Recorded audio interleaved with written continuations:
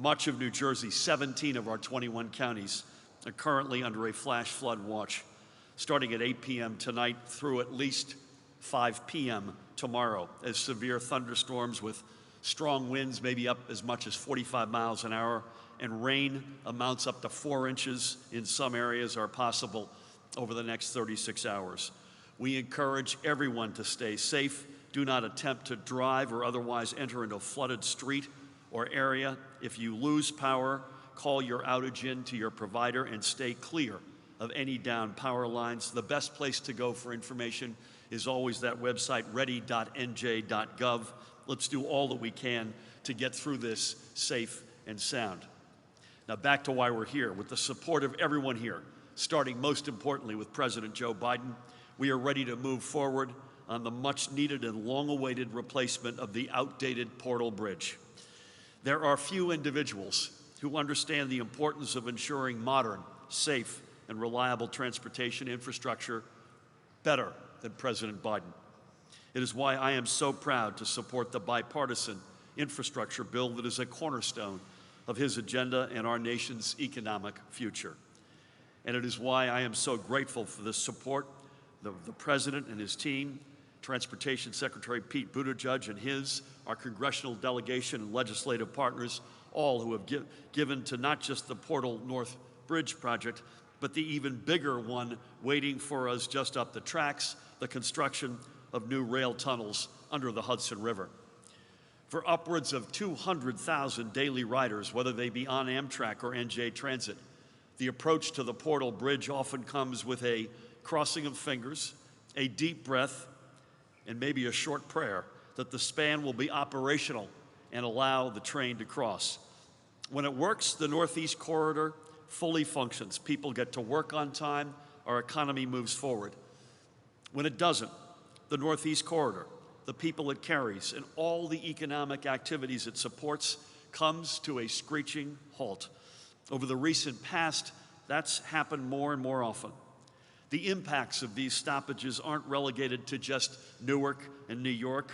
They very easily radiate up and down the rails, impacting service from Boston all the way down to Washington, and the President knows this through his experience through the state of Delaware. And the delays aren't just counted in minutes or hours lost in time that should be spent with one's family, although they are, but also in millions of dollars of economic activity that is lost. President Biden is our nation's 46th president. The current Portal Bridge was opened during the term of our 27th president, William Howard Taft. Let that one sink in for a minute. Next month will mark the bridge's 111th birthday. It was built in the dawn of the 20th century. It has more than served its times and its purpose. Now it is time for us to give our region the modern, safe, and reliable infrastructure that a 21st century economy demands. And that's exactly what the entirety of the Gateway program will do. In the process, we'll be creating good union construction jobs whose efforts will in turn support even more jobs up and down the entirety of the Northeast Corridor. And we'll also be showing the rest of the country just how vital it is that we have transportation infrastructure every bit as strong as our people, and which can turn our greatest economic aspirations into reality. Every dollar we invest in the new Portal North Bridge and in Gateway Beyond is going to be magnified many, many times over. In gained productivity from a workforce that can get to where it needs to safely and on time. In greater value to businesses located where their connection to the markets they need for their success is secure. And in a stronger, fairer, and more resilient economy. Those who look at our current infrastructure needs and only see a number and a dollar sign on a page or just the colors red and blue are totally missing the point. The cost of our inaction far outpaces the cost of getting shovels in the ground today. The cost of inaction is in jobs lost, in economic growth foregone, and in ultimately weaker and less competitive America. Those people live up to the words of the poet and playwright Oscar Wilde, who, by the way, died only 11 years before the Portal Bridge opened. And I quote him, "A cynic knows the price of everything and the value of nothing." Today, we are honored to stand with the President to show the value of safe, modern, and reliable infrastructure. And we are incredibly honored to have President Biden join us to highlight one of the most consequential infrastructure projects in our entire nation this century. Thank you. It is now my pleasure to introduce one of our state's greatest champions in Washington, representing our extraordinary congressional delegation. Please help me welcome Congressman Bill Pascrell.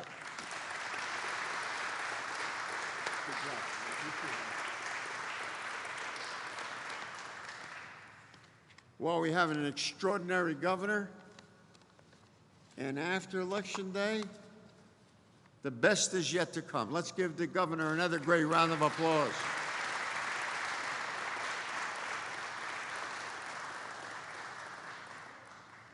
Mr. President, on behalf of the New Jersey congressional delegation, Tom Malinowski, Mikey Sherrill, Donald Payne, Josh Geitheimer, those folks who were able to join us today, others have assignments. We welcome you back to the greatest state in the Union.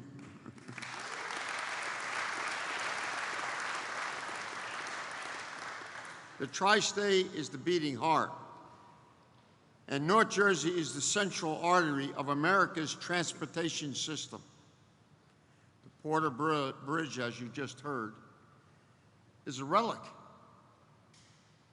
But thanks to our federal and state partnership, transit commuters, Amtrak passengers will no longer have to rely on what is our past, glorious as it may be, preparing for the future. This is not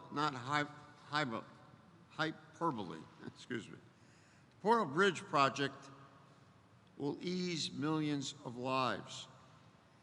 Its modernization will provide, as the governor said, union jobs, ensure safe and continued growth for generations to come. New Jerseyans waited a long time for this day. Today's announcement is a testament that leadership matters. Prior administrations here in New Jersey and Washington tried to derail our progress. They let the portal and larger gateway projects languish. But thanks to President Biden and Governor Murphy and our united congressional team, we are finally moving forward. This is more than eliminating missed connections or trains delayed by a stuck bridge. It is about getting parents home to relieve childcare, have dinner with the kids, or help with homework. The quality of life here in New Jersey will improve because of decisive and effective leadership here at the portal, and through the physical and human investments we will make in the Build Back America and the infrastructure plans. I hope we make progress this week when we go back today.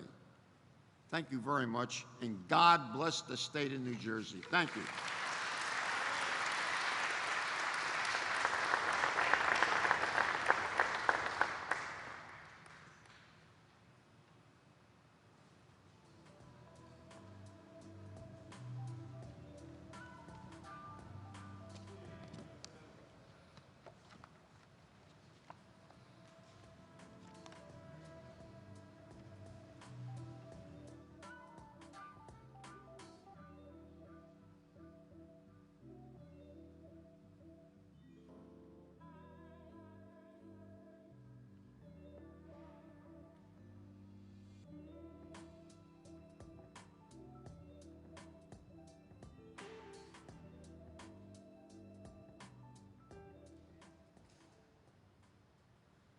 Ladies and gentlemen, please welcome Joseph Williams, member of the International Association of Sheet Metal, Air, Rail, and Transportation Division, Local Number 800.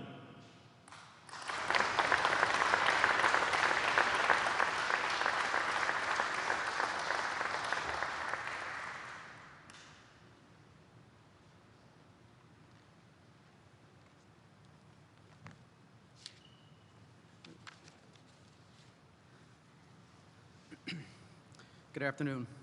and it is an honor and a privilege to be here today. My name is Joseph J. Williams. I am a fourth-generation railroader and proud union member of the Transportation Division of the Sheet Metal, Air, Rail, and Transportation Workers, Local Number 800. I serve on the New Jersey State Legislative Board as the Vice Chairperson, representing our brothers and sisters in the transportation industry. I was born here and live here in New Jersey with my wife of 25 years, Krista, who is a certified school nurse, and our 3 children, Matthew, 22, Amanda, age 20, and Jason, age 14. I started my railroad career over 25 years ago in 1996, right here at the MMC, under a locomotive here in the diesel shop. In 1998, the opportunity came up for me to leave the tools, as we railroaders say, and become a locomotive engineer. I entered the locomotive engineer training program and was promoted to the rank of locomotive engineer in June of 1999, and still work as a locomotive engineer every day. If I could steal a little bit of your thunder, Mr. President, I would like to thank our governor, Phil Murphy, and New Jersey Transit Rail Operations Executive Director, Kevin Corbett, for helping to ensure that New Jersey Transit becomes the #1 transportation agency in the country.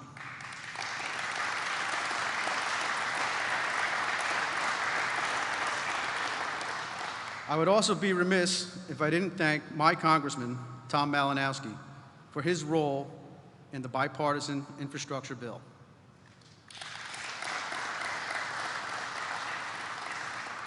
I personally believe that the current infrastructure bill is important to New Jersey Transit rail operations, the residents of New Jersey, and our neighboring states.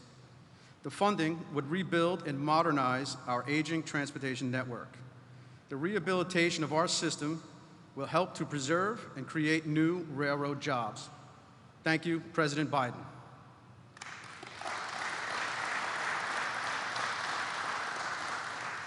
This bill will also help make accessibility upgrades to our stations, providing better public transit access to our residents who are mobility impaired and require special assistance, and will also help to continue New Jersey's goal of creating more transit villages. The expanding of the Gateway project is something that the entire region is in desperate need of. Our bridge and tunnel system into and out of New York is antiquated and unreliable. Our general riding public that depends on this system to get to and from work deserves better. Other projects that will be funded by President Joe Biden's Build Back Better plan are service from Scranton to New York on the old Lackawanna cutoff, as well as the desperately needed Hunter flyover track.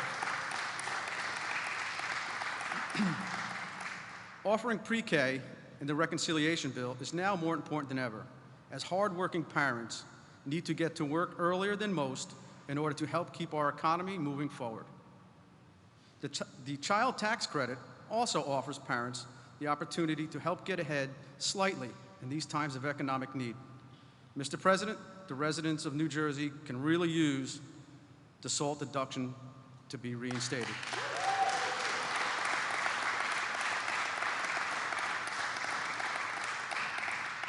Lastly, Mr. President, we feel that the Paid Family Medical Leave Act is vital to help working families secure a place in the workforce in their time of need, to care for a sick child, spouse, or family member without having to worry about losing pay or if their job will still be there because of having to render bona fide assistance to a family member, or if the unfortunate circumstance arrives that they themselves need medical assistance.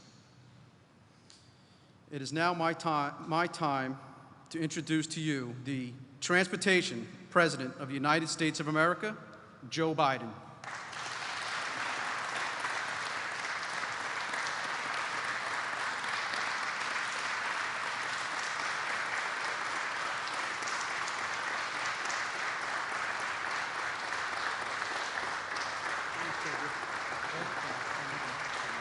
Thank you.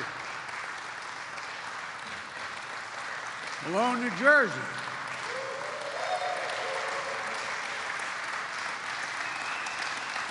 Thank you. Lieutenant Commander Jackie Terrell. Well, Governor Murphy, so many of the national challenges we're confronting are areas where you're already leading, and that's not hyperbole. Whether it's making health care or preschool or college more affordable, providing paid family leave, replacing lead in pipes and protecting public health. So thanks for showing the way, pal. Thanks for showing the way. It's also good to meet my old friend, a lot of my friends in Congress, but Bill, you and I have been doing this a long time, pal. Thanks for the passport back in New Jersey, in your district. And Josh Gottheimer has been the best go-between I've had trying to get all this done, whether it's the Build Back Better portion or the infrastructure portion. And Tom Malinowski's done a hell of a job, and Don Payne and Frank Pallone. I keep telling Frank, I remind him, we've been doing things together a long time. I know Delaware's small. I know how important New Jersey is. But Delaware owns the Delaware River up to the high water mark in New Jersey. So you know what I mean? And one of my favorite members of Congress who I campaigned for, and she won in spite of it, Mikey Sherrill, Lieutenant Commander of the United States Navy, naval graduate, Georgetown Law, incredible person. And I want to acknowledge both Senator Booker and Menendez, who represent you so well in Washington. They're down there trying to get this all moving. I'm here today to talk about what's fundamentally at stake for the families of New Jersey, the whole region here, and for our country. For most of the 20th century, we led the world by a significant margin, not just led the world by a significant margin, because we invested in ourselves, we invested in our people. Not only in our roads and our highways and our bridges, but in our people, in our families. We're among the first to provide access to free education, 12 years of free education for anyone who is an American, beginning back in the late 1800s and the early 1900s. And that decision to invest in our children and our families was a major part why we were able to lead the world for so much of the 20th century. But somewhere along the way, we took our eyes off the ball. Our infrastructure used to be the best in the world, not hyperbole, the best in the world. Today, according to the World Economic Forum, we rank 13th in the world.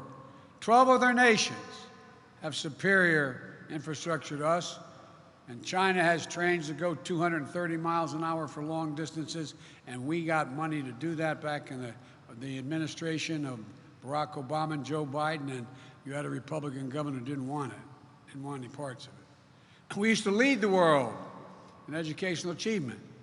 Now the Organization for Economic Cooperation and Development ranks America 35 out of 37 countries when it comes to investing in early childhood education and care.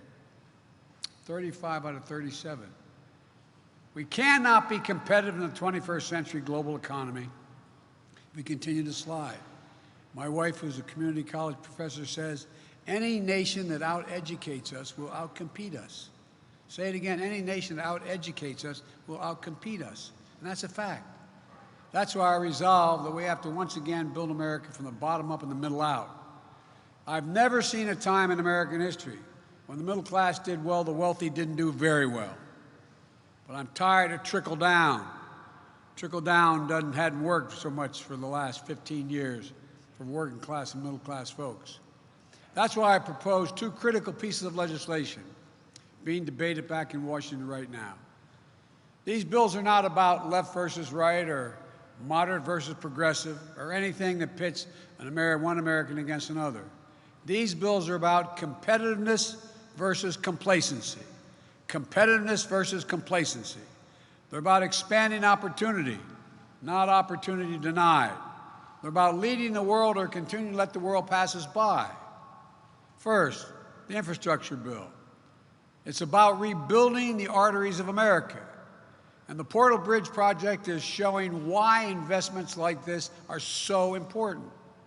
When the Portal Bridge was built, it was state-of-the-art, and it really was. but 110 years ago. Today, it's been called something different: a choke point, a bottleneck, an Achilles heel in the Northeast Corridor.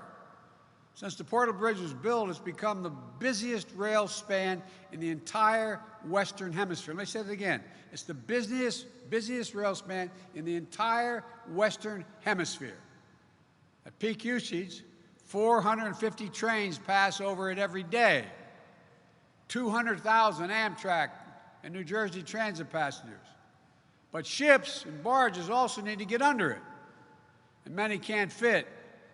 That means the bridges need to swing open and closed again, a process that stops rail traffic and causes other problems. The bridge opens over 100 times a year, and 15% of the time, something goes wrong. 15% of the time. For example, if the rails don't lock back in place exactly right, the bridge closes. And sometimes, you know what fixes it? In the 21st century, a sledgehammer. Come out with a sledgehammer and align the tracks. Literally a sledgehammer to knock it back into place in the year 2021. One report a couple years ago found that the Portal Bridge was particularly responsible for 2,000 hours of delays between 2014 and 2018. Know the little expression, time is money.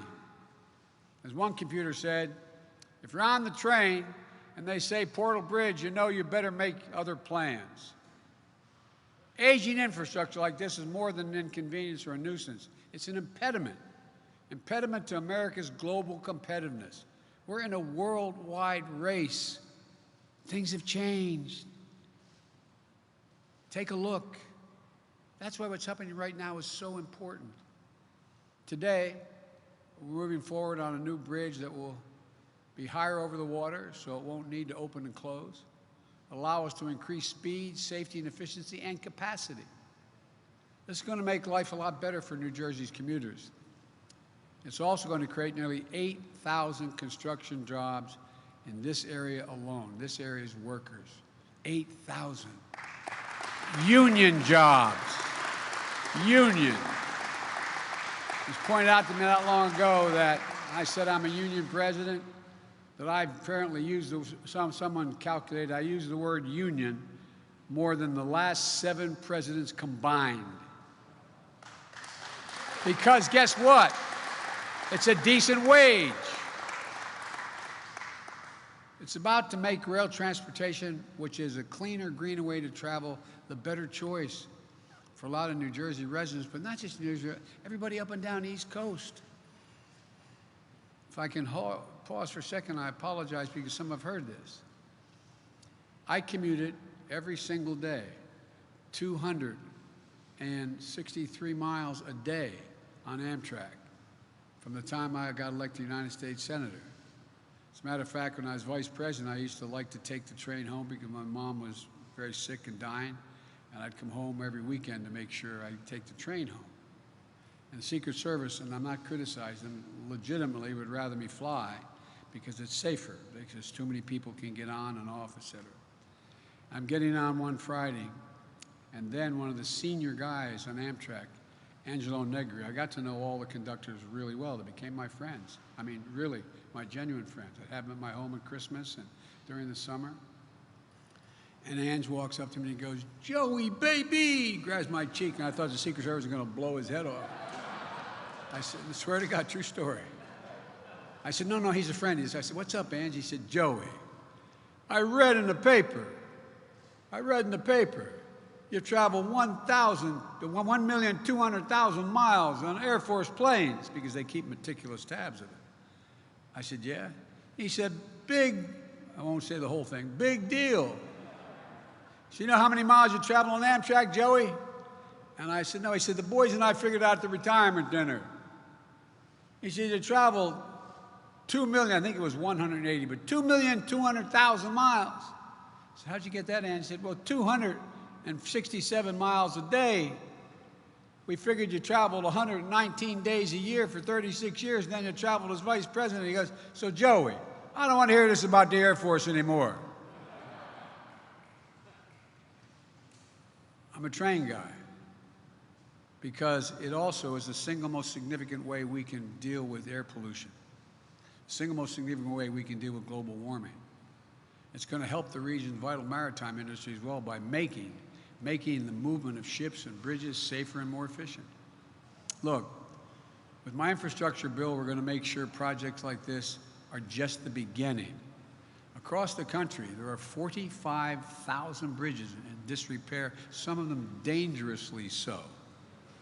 173,000 miles of roads are in poor condition. We're going to create them totally new. We're going to fix them. This is going to be good union jobs, prevailing wage. You can raise a family on, jobs that can't be outsourced. We're going to make the largest investment in public transportation in the history of America, replacing transit vehicles that are past their useful life, and make the most significant investment in rail since the creation of Amtrak 50 years ago. During peak periods when railroads are congested and rail carriers have more passengers, rail is up to 10 times more energy efficient than a person driving. 10 times. We have a huge opportunity here to provide fast, safe, reliable, and clean transportation in this country.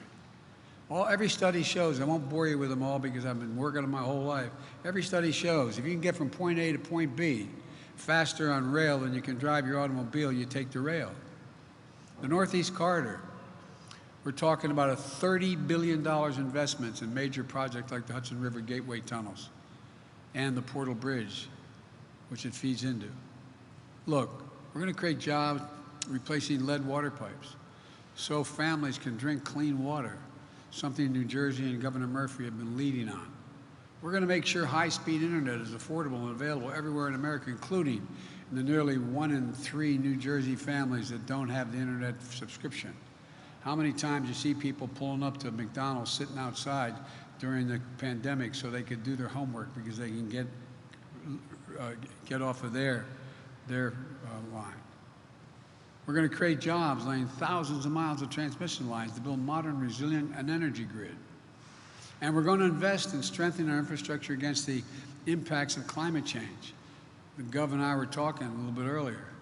You know, just this year, global warming has caused over $1 trillion, $100 billion, $100 billion in damage. I visited New Jersey, as the governor mentioned, after the Hurricane Ida came through. The governor and several of you were with me. In Manville, we met people who had been put out of their homes by flooding. It was devastating. Water marks over people's heads. They'd show me where the water had gotten to. I told them that help was on the way. Since then, FEMA processed assistance applications for nearly 30,000 New Jerseyans and approved $150 million in repairs, replacement, and rental assistance and other needs. Between 2010 and 2020, this state has had 24 extreme weather events, 24. Nationally, extreme weather, as I said, cost the taxpayers over $100 billion a year. Our plan's going to build our roads higher, our levees stronger, our power grids more durable, all to withstand the ever-increasing ferocity and intensity of extreme weather. And with my Build Back Better plans, we're going to address the root cause of ever-increasing extreme weather and destruction, the climate crisis. We have a climate crisis. I've flown all over this nation this year in helicopters, going from Lake Mead. You know, more land has been burned to the ground in the West, to the ground, forest homes, than the entire state of New Jersey. From all the way down to Cape May, all the way up to the Hudson. That's how much is burned to the ground. My infrastructure bill is always part of Americans' work on long overdue national environmental cleanups, like cleaning up Passaic River, the nation's most expensive Superfund site. We're going to invest $42 billion in modernizing and electrifying our ports and airports like the Port of New York and New Jersey, Newark Liberty International Airport, reducing congestion and emissions and creating thousands more good-paying union jobs. This is going to help us meet the moment of the climate crisis in a way that creates good jobs, makes us more economically competitive, and we can breathe. Look, We haven't passed the transformative infrastructure bill for a decade. Think about this. How many times under the former guy we had infrastructure week? Not a single thing happened. We need to get this done. And it isn't enough just to invest in our physical infrastructure. We also have to invest in our people. That's what my second bill, the Build Back Better plan, does. I just had the opportunity to visit a preschool in the East End Elementary in North Plainfield. North Plain provides access to preschool for all kids 4 years and above. My plan is going to make it possible for the district to expand that program to 3-year-olds all across America. The earlier our children begin to learn, the better for themselves, their families, and for the nation. Studies show that children who have attended high-quality preschool are 50% more likely to finish high school and get a 2- or 4-year degree after high school. But right now, we're lagging behind. Today, only about half of 3- and 4-year-olds in America are enrolled in early education. In Germany, France, the UK, and even Latvia, that number is over 90%. Over 90% of 3- and 4-year-olds are in school. My Build Back Better plan gets us back on track. We'll make 2 years of high-quality preschool available to every child in America. An average 2-parent household in this state spends $15,000 to care for just one young child every year. Everybody says, how do you know? I know about this. When I got elected to the United States Senate, my wife and daughter were killed. I had 2 little boys. I was making a lot of money as a U.S. Senator, $42,000 a year, and I could not afford. That's why I started commuting every single day. Couldn't have afforded to have 2 houses and to have daycare.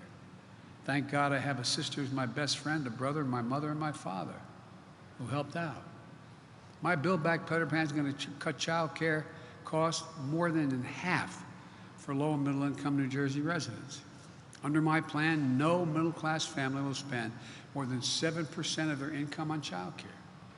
We also extend historic middle-class tax cuts for parents by expanding the child care tax credit. Everybody talks about children, and Josh has heard me say it. I view it as a tax cut for middle-class families. A tax cut. We never have an argument when we talk about the wealthy. This is a tax cut. It changes the lives of the American people. As many people here in New Jersey understand, it means you get $300 a month for every child under the age of 6 and $250 for a child between 6 and 17. That money is already a life changer for so many working families. It's projected to cut child poverty in New Jersey by 36%. These bills are going to change the lives of millions of people in the areas and hundreds of millions of people across the country for better and for years to come. So everyone here today, especially Governor Murphy and other dedicated officials here today, thank you for showing us what's possible. Because when we make these investments, there's going to be no stopping America. We will own the future. This initiative is about betting on America, about believing in America, about believing in the American people. If you look at the history of the journey of this nation, what becomes clear is this. Given half a chance, the American people have never, ever, ever let their country down. So let's get this done. Let's move. Folks, we have the most talented workforce in the world. What are we doing? What in God's name are we doing? And by the way, you hear these numbers, 3.5 trillion or 1.75 trillion. We pay for it all. It doesn't increase the deficit 1 single cent. So let's get to work. Let's put people to work. And let's once again reestablish America as the most advanced country in the world. God bless our America, and God bless our troops. Thank you, thank you, thank you.